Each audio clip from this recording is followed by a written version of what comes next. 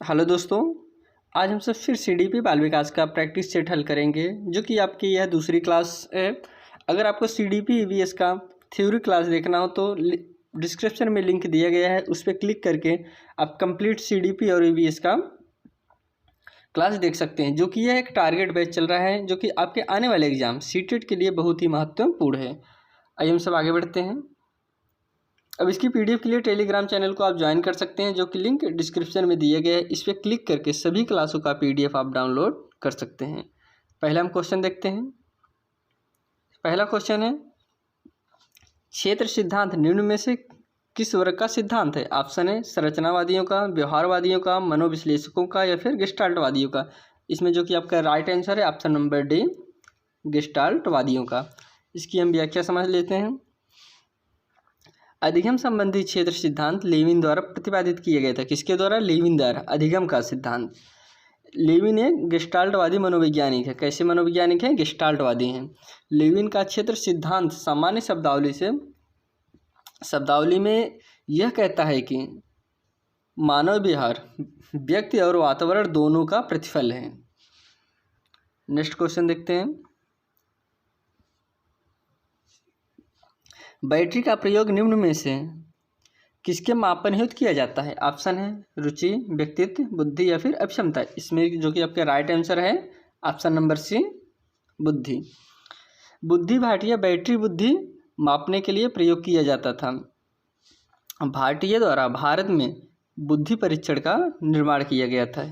यह एक शाब्दिक बुद्धि परीक्षण है। ये बहुत बार एग्जाम में पूछा गया है। कैसा परीक्षण है? यह एक शाब्दिक बुद्धि परीक्षण है। नेक्स्ट क्वेश्चन आपका है, संगणन सिद्धांत निम्न में से किससे संबंधित है? ऑप्शन है अफेड़ा, अधिगम, स्मृति या फिर सृजनात्मक। इसमें जो कि आपका राइट आंसर है ऑप्शन नंबर सी, स्मृति। संगणन सिद्धांत स्मृति से संबंधित है। अब अगला क्वेश्चन देखते हैं। अभिक्रमायोजित अधिगम का प्रत्यय किसने दिया था? ऑप्शन है थॉर्नडाइक, हल, स्किनर या फिर वाटसन। इसमें आपका ऑप्शन नंबर सी सही है, स्किनर ने। इसकी व्याख्या हम समझते हैं। स्किनर जिस प्रकार के पावलोव का नाम क्लासिकल अनुबंधन से जुड़ा है, उसी प्रकार स्किनर का नाम संवेगात्मक अनुबंधन से जुड़ा हुआ है। संवेगात्मक अनुबंधन को क्रिया प्रसूत अनुबंधन भी कहा जाता है। अब देखिए, पावलोव का जो अनुबंधन है क्लासिकल अनुबंधन का सिद्धांत माना जाता है। किसका? पावलोव का। और स्किनर का संवेगात्मक अनुबंधन का सिद्धांत माना जाता है। अब संवेगात्मक अनुबंधन को ही हम और क्या कहते हैं? क्रिया प्रसूत अनुबंधन सिद्धांत कहते हैं। नेक्स्ट क्वेश्चन देखते हैं।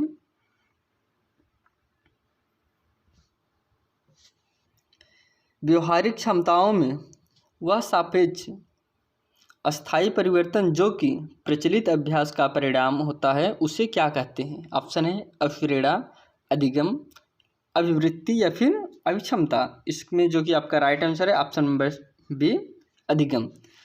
सीखना या अधिगम एक ऐसी प्रक्रिया है जिसके द्वारा अनुभूति या अभ्यास के फलस्वरूप व्यवहार में अपेक्षाकृत अस्थायी परिवर्तन होते हैं। कैसे होते हैं? अस्थायी परिवर्तन होते हैं। नेक्स्ट क्वेश्चन देखते हैं। संज्ञान किस बुद्धि के सिद्धांत का हिस्सा है? ऑप्शन है समूह कारक सिद्धांत, प्रतिदर्श सिद्धांत, गिलफोर्ड का सिद्धांत या फिर फ्लूइड तथा ब्रिस्टलाइजर का सिद्धांत। इसमें जो कि आपका राइट आंसर है गिलफोर्ड का सिद्धांत।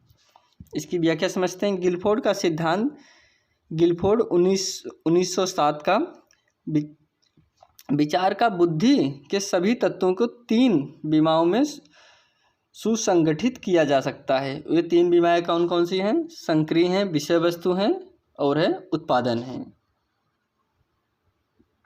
नेक्स्ट क्वेश्चन समझते हैं। 8 वर्ष के सुधीर की मानसिक आयु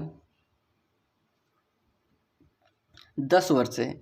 उसकी बुद्धिलब्धि कितनी है? ऑप्शन है 100 या फिर 80, 110 या फिर 125।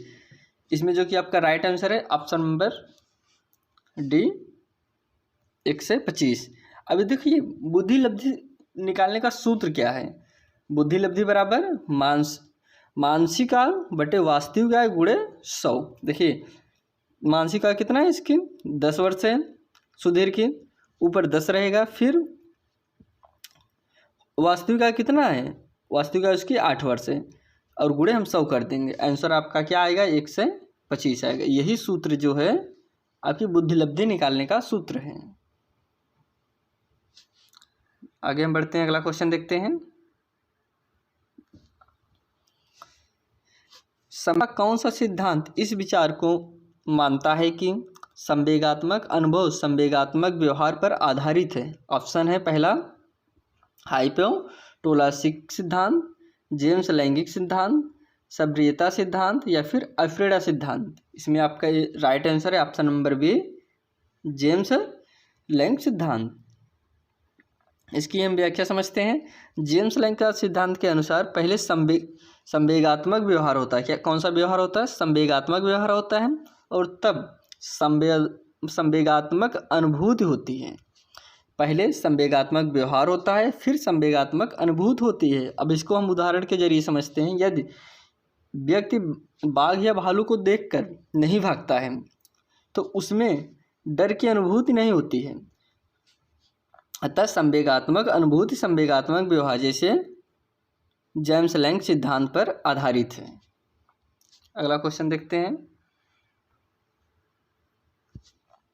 किसी इच्छा या आवश्यकता में रुकावट पड़ने पर उससे उत्पन्न होने वाला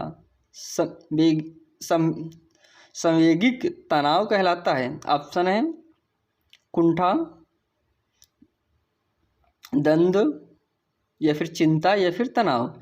इसमें आपका राइट आंसर है ऑप्शन नंबर ए, कुंठा। अब इसकी हम व्याख्या समझते हैं। कुंठा मैकडूगल ने 14 संवेग बताए हैं।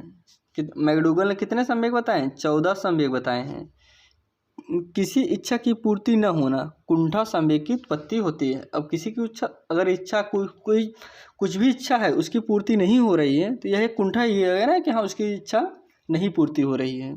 इसलिए कह रहे हैं इसमें इस आंसर सही है कुंठा। नेक्स्ट क्वेश्चन समझते हैं।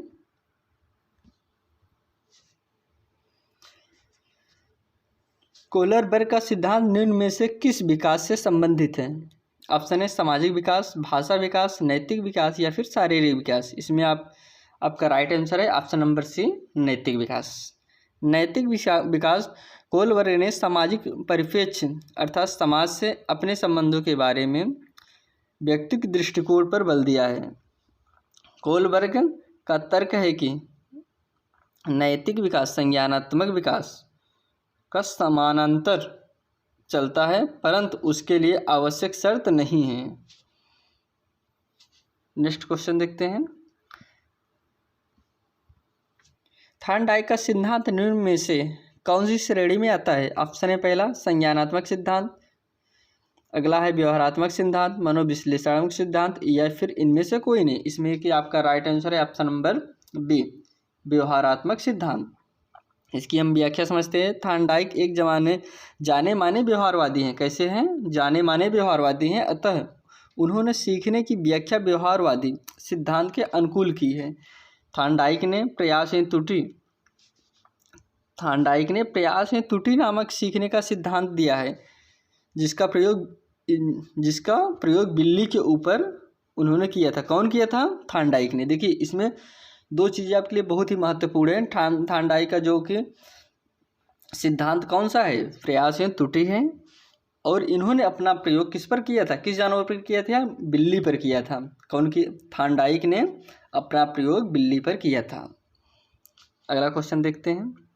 सीखने के वक्र किसके सूचक हैं? ऑप्शन है आपके पास सीखने की मौलिकता के सूचक, सीखने की प्रगति के सूचक, सीखने के गत्यात्मक स्वरूप के सूचक, सीखने की रचनात्मकता के सूचक। इसमें जो कि आपके राइट आंसर है ऑप्शन नंबर बी, सीखने की प्रगति के सूचक।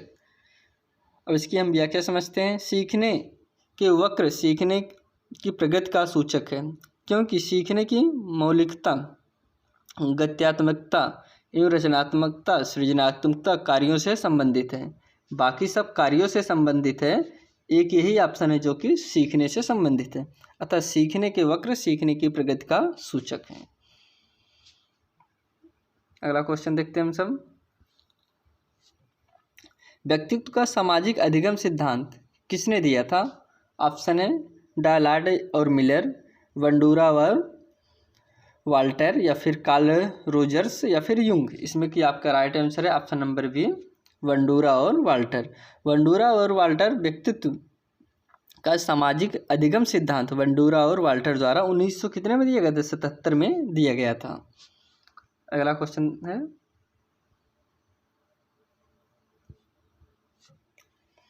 मिरर ड्राइंग परीक्षण निम्न में से किसके मापन हेतु प्रयुक्त होता है? ऑप्शन है बुद्धि, व्यक्तित्व, अधिगम, या फिर नैतिकता।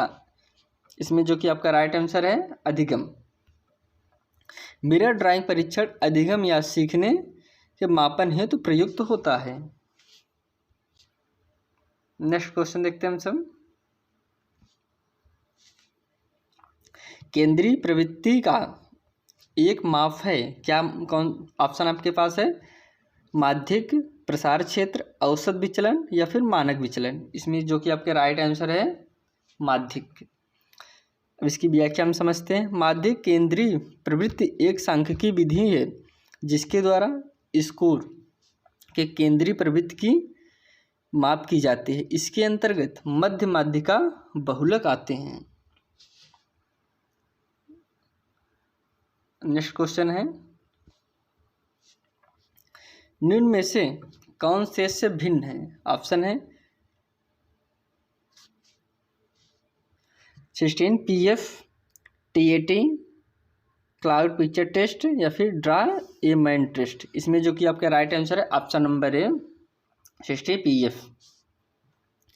देखिए अब इसकी हम व्याख्या समझते हैं। जैसे ये जो तीनों विकल्प दिए गए हैं, तीन अन्य विकल्प TAT, cloud picture test, draw a man test, ये तीनों प्रक्षेपी तकनीक है। कैसे तकनीक है? प्रक्षेपी तकनीक है। जबकि 60 PF कैटल द्वारा निर्मित व्यक्तित्व परीक्षण टेस्ट है, एक व्यक्तित्व परीक्षण टेस्ट है। बाकी ये सब प्रक्षेपी तकनीक है जो कि प्रक्षेपी नहीं है। ये तीनों प्रक्षेपी नहीं है, बाकी यह प्रक्षेपी है।